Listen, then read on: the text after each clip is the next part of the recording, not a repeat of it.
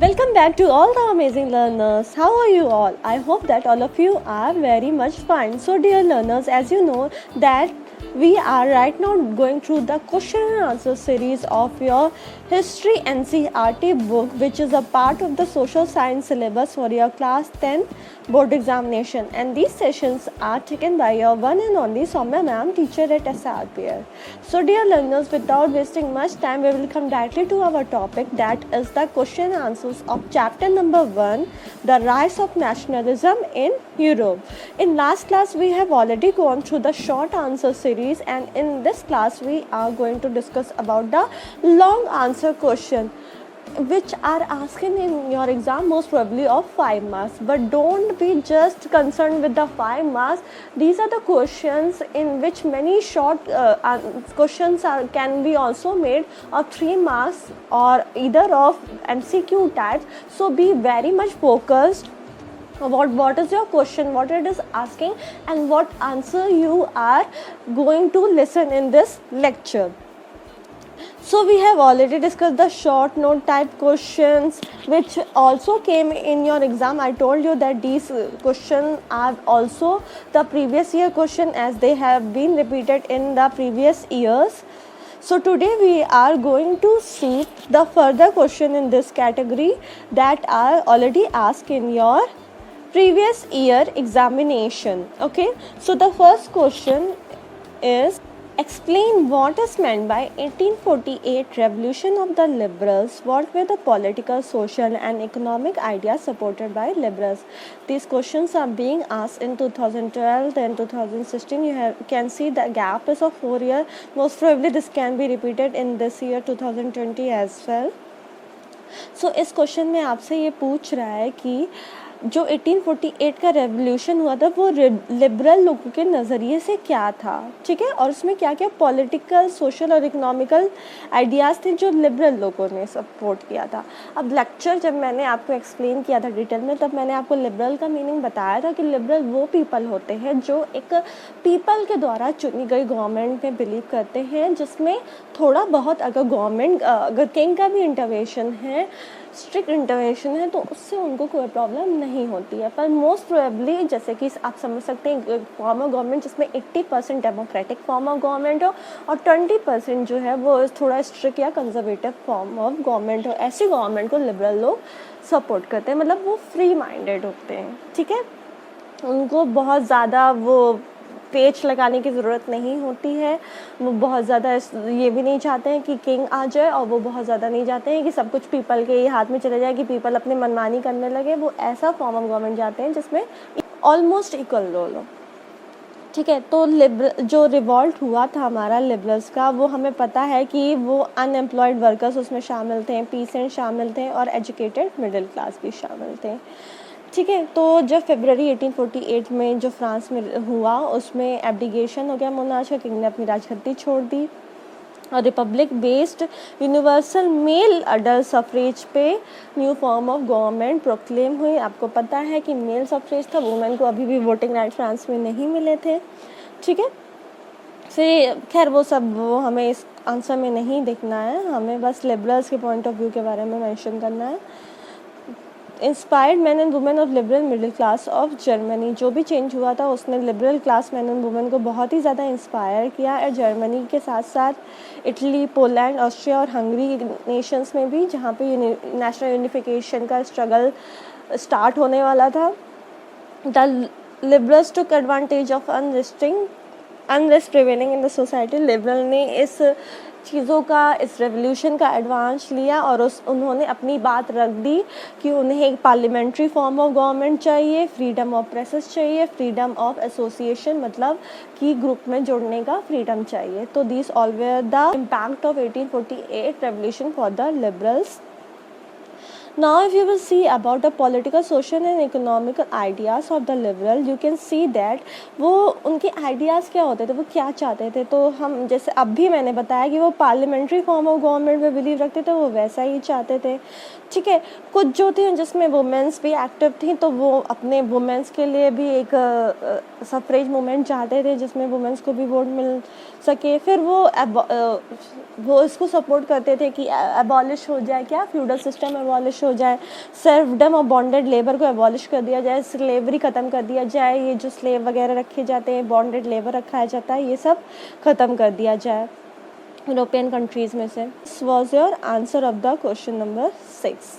Now if you are clear with this, you can see, you can copy down the answer, and further we will move to your next question, that is, choose 3 examples to show the contribution of culture to the growth of nationalism in Europe. Okay, this question is also very important. अब इस question को और भी different तरीके से लिखा जा सकता है, जैसा कि आप यहाँ पे देख सकते हैं. मेनली इस क्वेश्चन का जो थीम है वो ये पूछ रहा है कि कल्चरल क्या इंपॉर्टेंस है. किसी भी एक नेशन में उसका खुद का कल्चर होता है, उसकी खुद की आइडेंटिटी होती है, कल्चरल बेसिस पे रिलीजन्स होते हैं, तो उसका नेशनलिज्म के ग्रोथ में क्या योगदान था यूरोप में. ठीक है, तो हमें पता है कल्चर बहुत ही इम्पॉर्टेंट रोल प्ले करते हैं आर्ट के फॉर्म में, पोइट्री के फॉर्म में, स्टोरीज़, म्यूज़िक के फॉर्म में. इस तरीके से लोग जो आर्टिस्ट होते थे वो अपना वर्क नेशनलिस्ट फीलिंग को रिलेट करके लिखते थे और बाकी पीपल जो है उनके वर्क्स को देख के मोटिवेट करते थे. एग्जांपल के तौर पे अगर मैं आपको बता रही हूँ, this is an extra information, कि मान लो हमारे इंडिया में जो बड़े बड़े फ्रीडम फाइटर्स होते थे, पोएट होते थे, वो अपने वर्क्स लिखते थे, कविताएं लिखते थे, पोएम लिखते थे, जिससे कि पढ़ने से ही हर हिंदुस्तानी का खून खौल जाता था कि हाँ, हमें भी अपने कंट्री के लिए कुछ करना है, ब्रिटिशर्स के खिलाफ खड़े होना है. तो यही होता है इम्पैक्ट ऑफ कल्चर. ओके, इसमें हमने एक पर्सन का भी नाम पढ़ा था जो थे जर्मन फिलोसफर जॉन गॉटफ्रीड हर्डर. उन्होंने बताया था कि ट्रू जर्मन कल्चर जो है वो उसके खुद के लोगों के अंदर है, उसके जो नेटिव पीपल है, इंडिजीनियस पीपल है, उनके अंदर है. और ये किस तरीके से डिपिक्ट हो सकता है, कैसे ये लोग डिपिक्ट कर सकते हैं, लोक कथाएँ से, लोकगीत से, ओके, फोक पोइट्री, फोक डांसेस में उनकी ये स्पिरिट झलकती है और कोई भी एक्स्ट्रा चीज़ों को उनकी ज़रूरत नहीं है. ठीक है, लैंग्वेज बहुत ही इम्पोर्टेंट रोल प्ले करता था किसी भी कंट्री को यूनाइट करने में. लोग जो कॉमन लैंग्वेज बोलते हैं वो अपने आप को कनेक्शन फील करते हैं. ओके, तो इस तरीके से आप कल्चरल डोमिनेंस के बारे में लिख सकते हैं. और एलेगरी के बारे में भी मेंशन कर सकते हैं कि एलेगरी जो होती है और किसी भी नेशन की, वो उस कंट्री के कल्चर को डिपिक्ट करती है. जैसे हम भारत माता को अगर दिखाते हैं तो उसमें हमारे कल्चर की चीज़ें ही तो जुड़ी होती है. तो एलेगरी जो है वो भी नेशनलिज्म की फीलिंग जो कल्चर से रिलेटेड है वो जगाने में बहुत ज़्यादा हेल्प करती है. So I hope you are clear with this question. Now let's move to your next question, that is, through a focus on 2 countries, explain how nations developed over the 19th century. मतलब कि 2 country का example लेके आपको बताना है कि कैसे Nations develop हुए थे. हमें पता है पहले डिफरेंट किंगडम्स हुआ करते थे, राज होते थे जहाँ पे राजा रहते थे. तो ये राज जो है कैसे एक नेशंस के तौर पे, एक यूनाइटेड नेशन के तौर पे डेवलप हुए, हमें उसके बारे में बताना है. ठीक है, तो ब्रिटेन के बारे में हमने पढ़ा था कि ब्रिटेन में जो है पहले बहुत ज़्यादा यूनिटी नहीं थी, पर वहाँ पे धीरे धीरे उन्होंने अपने एरियाज़ को जो भी उन एक जहाँ पे भी एक कॉमन कल्चरल और पॉलिटिकल बैकग्राउंड था उनको कनेक्ट किया. ठीक है, वहाँ पे इनके अंदर एक यूनिटी दिखी. उसके बाद उन्होंने आसपास के एरियाज़ को कैप्चर करना शुरू किया. एक्ट ऑफ यूनियन से उन्होंने स्कॉटलैंड को अपने अंदर मिला लिया, फिर आयरलैंड को अपने अंदर मिला दिया. और इस तरीके से जो ब्रिटेन था वो एक बड़ा सा डेवलप्ड नेशन के तौर पे इमर्ज हो गया.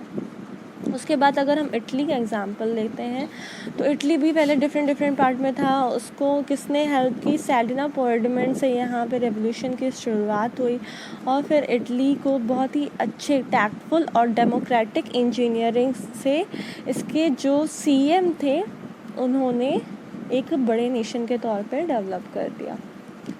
This was your answer number 8. The next question is, how was the history of nationalism in Britain unlike that of rest of Europe? ठीक है, तो इसमें आपको बताना है कैसे जो ब्रिटेन थी वो यूरोप के बाकी नेशंस की हिस्ट्री से अलग थी.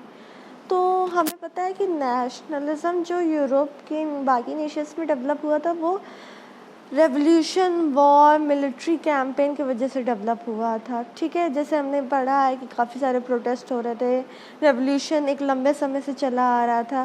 पर ब्रिटेन में जो है ऐसा कोई नेशनलिज्म का वॉर नहीं हुआ, ओके।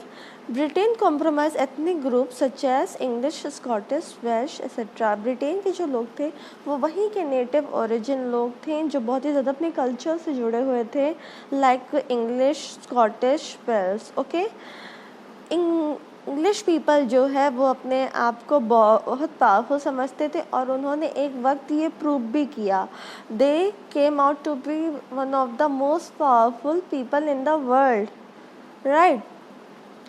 और उन्होंने बाकी जो ग्रुप्स थे उन पे रूल किया, ठीक है। उनका नेशन ऑलरेडी बहुत स्ट्रॉन्ग था और जो उन्होंने रूल किया वो बाकी कंट्रीज़ को अपना स्लेव बना के, अपना जो है क्या कॉलोनीज़ बना के उन पे रूल किया, okay. This thing you will be writing under this answer. Now if we see about your next question, then it asks for nationalist tension that emerged in Balkans. Balkan के बारे में मैंने पढ़ाया था। It was the climax topic of the chapter which told how the Balkan areas was very explosive. It comprised of modern day nations like Romania, Bulgaria, Albania and etc.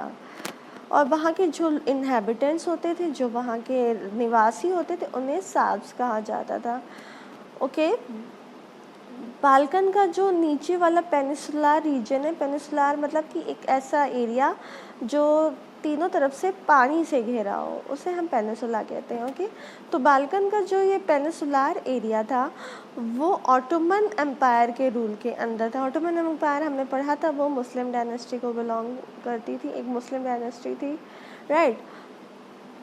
But 19th century में जब Ottoman empire decline होने लगा तो ये जो छोटे छोटे Nations थे ये अपने आप को फ्री डिक्लेयर कर लिए, ठीक है। और इन नेशंस के बीच में जो कंपटीशन का स्पिरिट था, एक दूसरे के एरिया को कैप्चर करने का जो मेंटालिटी था वो बढ़ता ही जा रहा था, जिसकी वजह से इनके बीच क्लैशेस बहुत ज़्यादा कॉमन हो गए थे, ठीक है।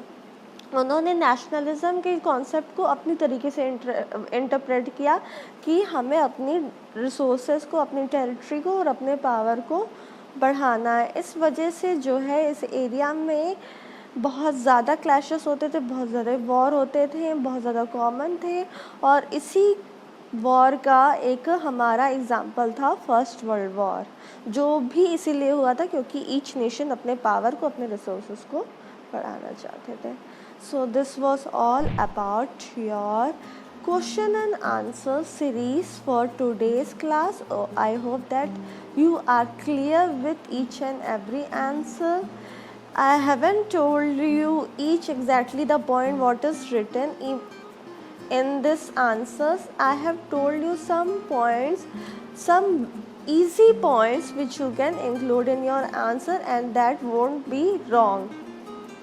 So my dear students, with this only I bid you all farewell from today's session. Hope you liked it and enjoyed it. Don't forget to mention that in the comment box. Hit the like button if you are hoping for more such kind of lectures. Do subscribe the channel so that you can remain in touch, and whenever you need any of the old lecture you can easily go through it. Stay home, stay safe, have a good day. Thank you. Jai Hind. Bye bye.